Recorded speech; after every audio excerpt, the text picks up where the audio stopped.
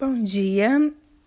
Hoje nós iremos falar sobre práticas de imobilização e nós vamos falar sobre algumas. Nós não vamos falar sobre todas as práticas, porque para essas outras práticas, principalmente as engessadas, quem faz são os profissionais de técnicos de ortopedia, né, ou técnicos de imobilização.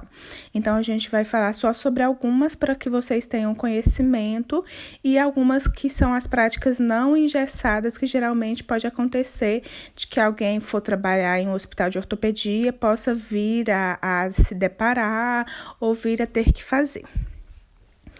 Então, a introdução é que atualmente os acidentes se multiplicam de forma assustadora. A gente já falou de algumas práticas, né? Principalmente quando há fraturas, e essas práticas para pelo menos chegar na unidade de saúde, no pronto-socorro, a gente já falou.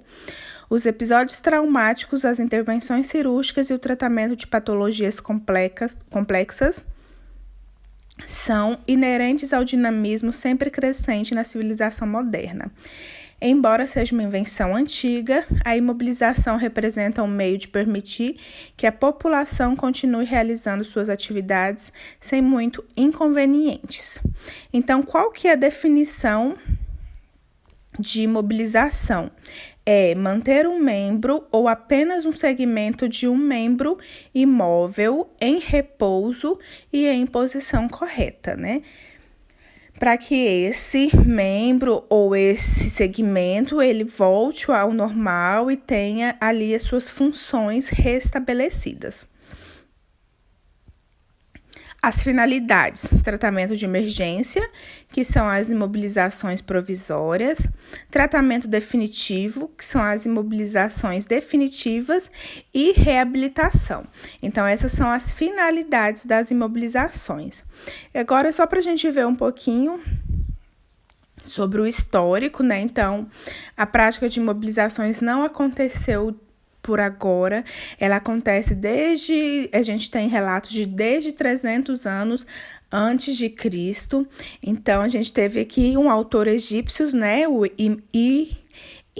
Imhotep, que é um autor egípcio de um papiro que descreveu a redução e fixação de fraturas por meio de talas de madeira e bandagens.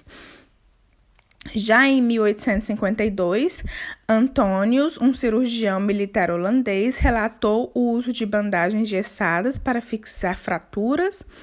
Em 1852, a gente teve o Pirogov, que era um cirurgião militar russo, que ele enfatizou, então, essa questão de imobilização de fraturas antes do transporte do ferido, porque ele via que tinha um maior prognóstico, uma melhor, né, antes de transportar esses feridos e imobilizar, então, as fraturas. E em 1967, Sarmiento, um cirurgião ortopédico de Miami, aplicou princípios protéticos e ortótico, são desenvolvimento de um sistema de fixação de fraturas de extremidades superiores e inferiores. Então, a partir daí, nós tivemos outros tipos de imobilizações. Hoje a gente vê muito, dependendo da fratura, usar os pinos, né? Então, foi se evoluindo essa prática de fraturas, de imobilização de fraturas. E nós temos dois tipos, as imobilizações provisórias e as imobilizações definitivas. Primeiro, vamos falar das imobilizações provisórias. As imobilizações provisórias, elas podem ser aplicadas no momento do traumatismo, elas reduzem a dor do paciente, reduzem a lesão nervosa e vascular, evitando compressão de vasos e nervos entre os fragmentos e evitando estiramentos pelo aumento da angulação do local da fratura. Elas reduzem O risco de conversão inadvertida de uma fratura fechada em uma fratura exposta. A gente já falou, né, sobre essas fraturas, o que são as fraturas fechadas, o que são as fraturas expostas. Então, as imobilizações, elas vão fazer com que a gente não tenha ali uma fratura exposta em decorrência de uma fratura fechada, né, durante o transporte, e facilitam o transporte do paciente e a realização de radiografias. As imobilizações provisórias podem se dividir em tipóia, que é usada para imobilização de descanso de membro superior, colar, que é usado para imobilização da coluna cervical. A gente vê muito em acidentes automobilísticos, né, no resgate. O Corpo de Bombeiros ou o SAMU, eles utilizam esse colar cervical, mesmo sem saber se o paciente, se a vítima teve um trauma ali da coluna cervical, como uma forma de prevenção mesmo. Apoio, que é a imobilização de apoio e estabilização para o membro acometido. Tração, que diminui a dor do traumatizado durante o transporte. Tala maleável, que é a imobilização de um segmento traumatizado, e a prancha, que é a imobilização também da coluna vertebral.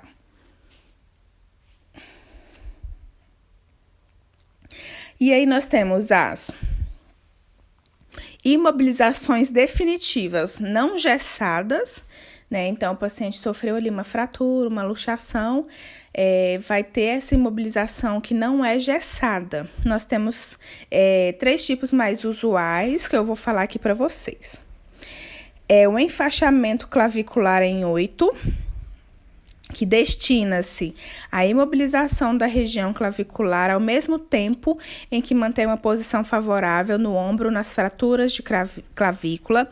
E eu vou mandar um vídeo também só para vocês verem como que é feito esse enfaixamento clavicular em 8, tá? E todos esses outros enfaixamentos abaixo. O enfaixamento em MJ, que destina-se à imobilização do húmero em fraturas ou luxações.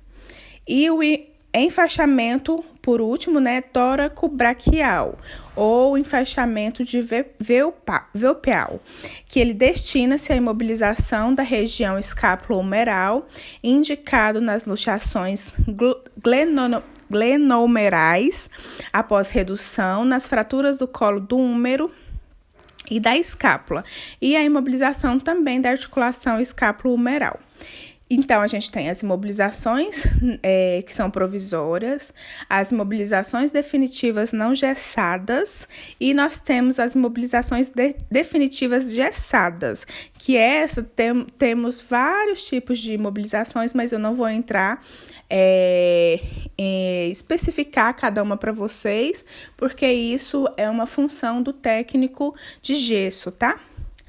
Bandagens de gesso, que podem ser utilizadas nas imobilizações definitivas gessadas, elas vão ser utilizadas rolo de gases endurecida por um tipo de amido impregnada por sulfato de cálcio semi-hidratado. Então, qual que é a finalidade dessas imobilizações definitivas gessadas? Imobilizar uma fratura já reduzida, imobilizar um segmento corpóreo com traumatismo, mesmo sem fratura, imobilizar segmento ósseo-articular com processo infeccioso, imobilizar mantendo correção de deformidades e imobilizar também uma região operada. E aí, se vocês forem procurar, tem diversos tipos de imobilizações gessadas, né? Como eu falei para vocês, a gente não vai entrar em detalhes em relação a essa, porque não é função do técnico de enfermagem. Eu vou mandar para vocês os vídeos de como se faz as imobilizações não gessadas, que é o enfaixamento clavicular em 8, o enfaixamento em MJ e o enfaixamento tóraco-braquial.